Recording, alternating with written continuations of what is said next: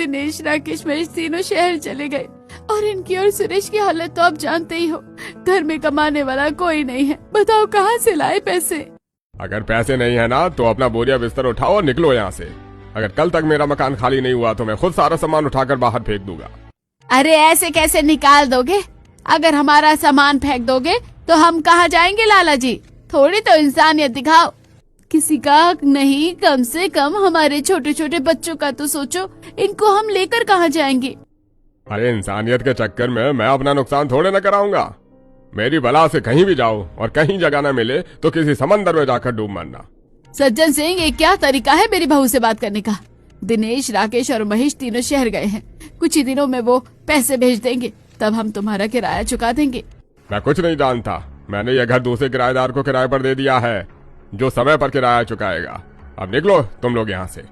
इसके बाद सज्जन सिंह धक्का मारकर सबको घर से बाहर निकाल देता है और हेमलता जी के परिवार का सारा सामान भी बाहर फेंक देता है।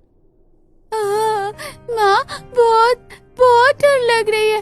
बाहर बहुत ठंड है और जमीन में पैर भी नहीं रखा जा रहा। माँ, हम लोगों को भूख लगी है, हमें कुछ खाने के लिए भी दे दो। मुझे तो बच्चों की हालत देखी नहीं जा रही है। आखिर करे तो करे क्या? अब तो शायद वही रास्ता बचा है जो सज्जन सिंह ने बताया था। अच्छा होगा हम अपनी सबकी जान दे दें। कैसी मनहूस बातें कर रहा है तू नरेश। माँ, ये सही तो कह रहे हैं। हो सकता है समंदर ही हमें सहारा दे दे।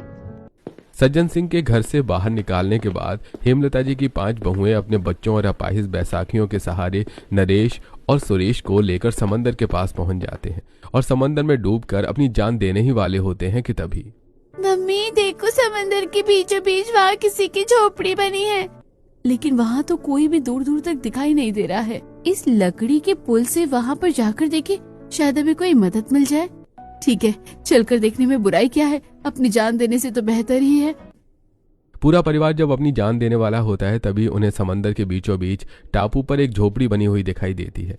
सभी लोग उस लकड़ी के टूटे फूटे पुल की मदद से टापू तक पहुंचते हैं और देखते हैं कि वहां एक झोपड़ी बनी हुई थी और दूर दूर तक कोई भी दिखाई नहीं दे रहा था। यहाँ तो सुनसान पड़ा हुआ है। लगता है हमसे पहले यहाँ कोई भी नहीं आया।